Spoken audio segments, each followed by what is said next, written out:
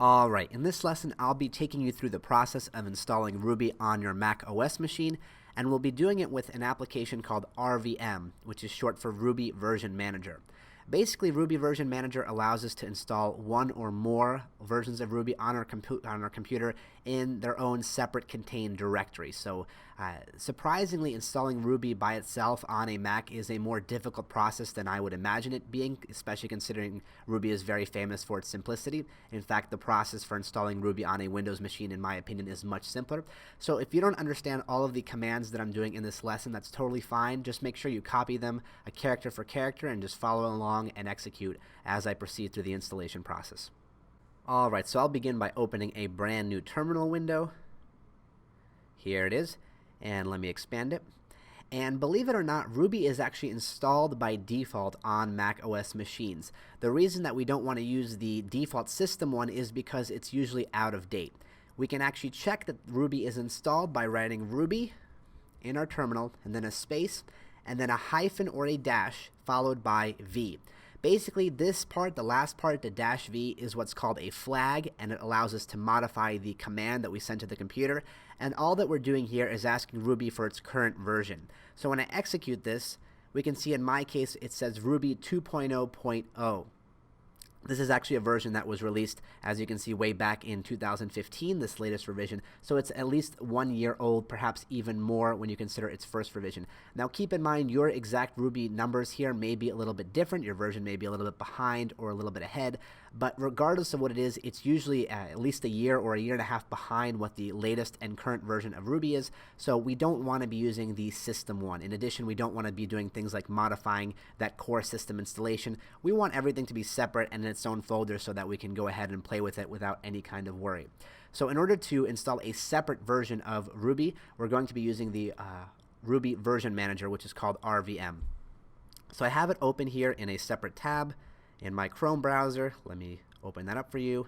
So here we have it. So in your web browser of choice, mine is Chrome, you can go to rvm.io, and you can see here Ruby Version Manager RVM. It's a command line tool which allows you to easily install, manage, and work with multiple Ruby environments. That basically means multiple Ruby sandboxes where we can have different installations of Ruby and so on and so forth. In this case, we don't need to try out different versions of the language. We're just going to get the most latest one as of November 2016, which is 2.33, but we first need to install this RVM to make it possible. So on this main page, if I scroll down a bit, you'll see this install RVM bit. You can actually ignore this first part up here and just copy this line of code here that begins with curl. What this is basically doing is using the command line to reach out to this website. You can see it right here, get.rvm.io, and basically download the file from the terminal. So I'm going to copy this. I'm going to go back to my terminal right here, and I'm just going to paste the command and press enter. This should be a fairly quick process. It's basically going to reach out and download the RVM package manager from that website. Or in this case, it looks like GitHub. Alright, so you can see here that it's successfully completed. We're back to being prompted. Now there's one thing that we need to do here. So what it's going to do is install RVM in a separate directory. We can see it's right here. Under my users folder, under my username, it's in a hidden directory called .rvm. That dot at the beginning of a directory basically indicates that it's a hidden directory, which means you're not going to be able to see it from your Finder, for example. You can only access it specifically through the command line or by revealing those hidden files and folders on your Mac. So when a Mac launches or when a terminal launches, it's not going to know that it has to look within that RVM folder in order to look for the program called RVM. What we basically want to do is be able to open the terminal and just start writing RVM commands, for example, to install Ruby, without having to direct ourselves to the proper directory where it's installed. So the easiest way to do this is to modify what's called our bash profile file. That's basically a file that tells the terminal where to look whenever you type in a command. If a command is not found in the current directory in which you're currently in, it's just going to look in these extra directories within your bash profile file. So what I can do here is type open space, then the tilde symbol, which is the shift key plus the character that's on the left of the 1 on your keyboard. Then you want to put a slash and then dot bash underscore profile. That ~/ basically just means the home directory, and within that home directory we have a hidden file called .bash profile. It is hidden because we know that because it has that dot in front of it. Now when we execute this, the Mac is going to open your default text editor and it's going to open the bash profile file. It's going to look something like this. It may not have anything in it, which is perfectly fine. Just at the very end, you can go maybe create a line break or two and type this: source tilde again / let me see if I can blow this up actually. There it is. Source space tilde / again home directory .rvm, that's, as you know, is the hidden directory where RVM is installed, / scripts, which is another interior or subdirectory within RVM, and /rvm. And then that's it. So this is basically the directory within that secret directory where the RVM app lies. So whenever we type RVM after this point in the terminal, it's going to know that it can look in here and it's going to be able to find it, and we don't have to navigate to this folder over and over again whenever we launch the terminal. So what I want to do is save this file, save it, then we can quit your text editor, whatever it is. Let's go back to the terminal. Now at this point we still have to load that file into memory. The easiest way to do this actually is to close the terminal and open it again, but what we can also type here is source tilde / .bash profile. So basically the exact same command as we just did, but with a source in front of it instead of open. That basically is just going to look for that file, reload it into memory. So now RVM is now available to us immediately no matter where we are on the computer. So for example, what I can do is type RVM, and you can see here the documentation for it is going to pop up. If I scroll up a bit, you can see here is the license for RVM. Here it's listing the website. Here are all the available commands. So RVM is successfully installed, and it's available to us at any folder or within any directory on our Mac machine. So now that we have RVM installed, we want to use RVM to install a version of Ruby. In this case, it's going to be the only one we're going to use, but if you're interested, you can also use RVM to install multiple versions of Ruby, and each one will be self-contained. So what I want to do here is write RVM, which is our program, and then the command is called install space, and here's where we give the number or the version of Ruby that we want to install. In this case, I'm going to be using the latest version of Ruby as of November 2016, which is 2.3.3. Keep in mind, Ruby usually releases new versions every December, so usually around late December you should probably be seeing something like 2.4. I recommend, if you're following along, just to play it safe, to use this version. There shouldn't be that many drastic differences between 2.3.3 and 2.4, and that will allow you to follow along with the course and guarantee that everything is going to be prone or less prone to error, rather. So I'm going to execute this command, and RVM is going to go ahead and install the Ruby version 2.3.3. This process, surprisingly, takes a very long time, especially if it's your first time running it. And by very long time, I mean potentially 10 to 15 minutes. That's what I've seen in the past. So what I'm going to do right now is just leave this running a bit. I'll still keep the video recording so you can follow along with the process, but by all means, you can skip forward if you're following along, or just execute it on your computer and take a break. This certainly is a fairly long process. It has to download the materials and then compile them and then do all kinds of technical stuff to get it running. So I'll pause the video, or rather not pause the video, but pause my speaking at this point, and I'll join back when this entire installation is complete.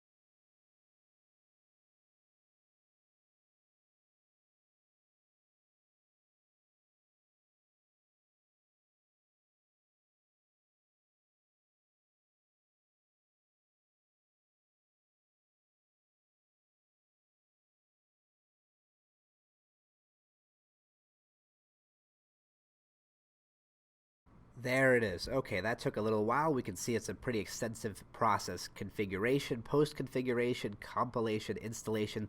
We can see here as well, this is the directory where it was installed within my users folder. Within that secret.rvm directory, we have Ruby's, and then finally the version of Ruby that we requested is self-contained within that directory. You'll also notice it says here Ruby was built without documentation. To build it, run this command. We'll be running that command shortly in order to install all of the documentation that comes with Ruby. For now, though, I want to try another command. I'll begin first with clearing my entire screen so we can get rid of all this output. That's the clear command. There we go. What I'm going to do now is do RVM use 2.3.3. So what this basically does, if you open up a brand new terminal and write this command, is it activates that version of Ruby. We can see it says here from the same directory where we just saw that it's installed, and that allows us to use it. However, what we really want to do here is to set this version of Ruby that we installed as the default. So this one always takes precedence over the one that's installed by default on a Mac, which is the outdated one. We saw that a few minutes ago. It was 2.0.0 on my computer. So the command that we can run, and we only have to do it once unless we want to change the default, is to write rvm space dash dash default. So we're setting the default version of Ruby. Let me blow this up, in fact. Oops. Okay, maybe that made things a little bit worse. There it is. rvm dash dash default use space, and then we're going to write the version that we want to use, which is again going to be 2.3.3. Now let's execute it. And now what we've done is set this by default. So now whenever we launch the terminal, we're going to have that be the version of Ruby that is activated and that we use whenever we run something like a Ruby file. At this point, let's go ahead and run that command that installs the documentation, which is rvm docs generate -ri. That's just going to get the Ruby documentation. Perhaps we'll use it later in the course, perhaps not, but this is just fetching it. And afterwards, what we're going to do is execute that familiar ruby-v command to check that the current version of Ruby, which is 2.3.3, is what shows up. And afterwards, we'll run an additional experiment, which is closing the terminal and reopening it, and then running that familiar ruby-v command again, just to show you that it's going to default to this latest installed version instead of the system one. So let's just wait for this documentation download to finish up.